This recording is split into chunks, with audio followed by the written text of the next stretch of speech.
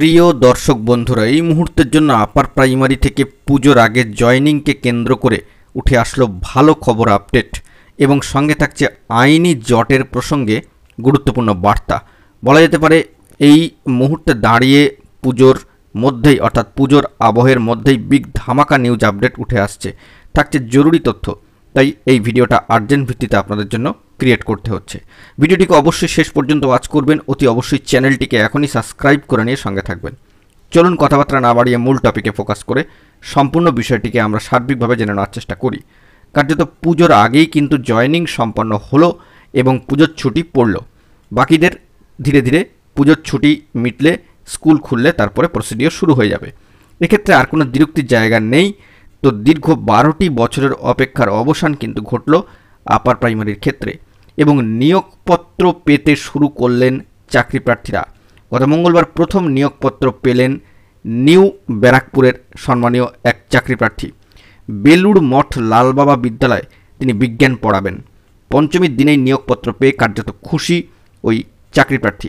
সম্মানীয় হবু চাকরি প্রার্থী বর্তমানে শিক্ষক পদে যোগদান করলেন এবং বললেন যে গতকাল স্কুল সার্ভিস কমিশনার দেওয়ার সুপারিশপত্র নিয়ে স্কুলে গিয়েছিলাম। সম্মানীয় প্রধান শিক্ষক মহাশয় মঙ্গলবার যেতে বলেন, ওরা সব কাগজপত্র তৈরি করে রেখেছিলেন।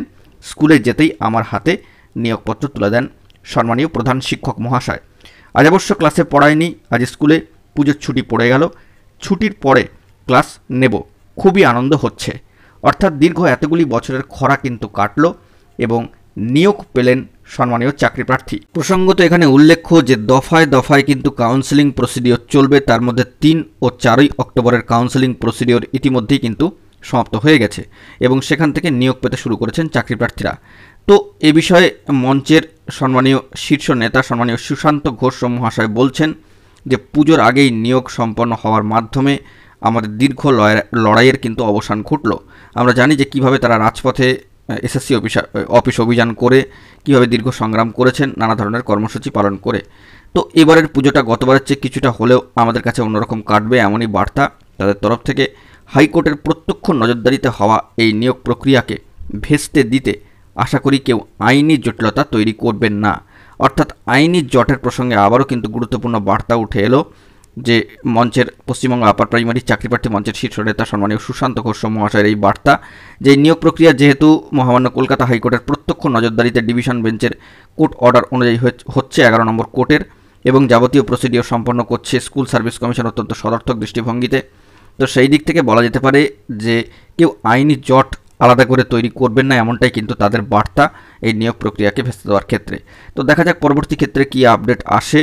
ইতিমধ্যেই সর্বোচ্চ ন্যায়ালয় সুপ্রিম কোর্টেও কিছু গুরুত্বপূর্ণ এসএলপি কিন্তু হয়ে রয়েছে, সেগুলো শিডিউল কবে আসে না আসে সেদিকেও কিন্তু আমাদেরকে তাকিয়ে থাকতে হবে। তো এই মুহূর্তে দাঁড়িয়ে পুজোর আগে জয়েনিং হলো এবং আইনি জটের প্রসঙ্গেও গুরুত্বপূর্ণ বার্তা উঠে এলো। বন্ধুরা, এখন এই পর্যন্তই। গুরুত্বপূর্ণ আপডেটগুলি পাওয়ার জন্য চ্যানেলটিকে অতি অবশ্যই সাবস্ক্রাইব করে নিয়ে সঙ্গে থাকুন। ধন্যবাদ।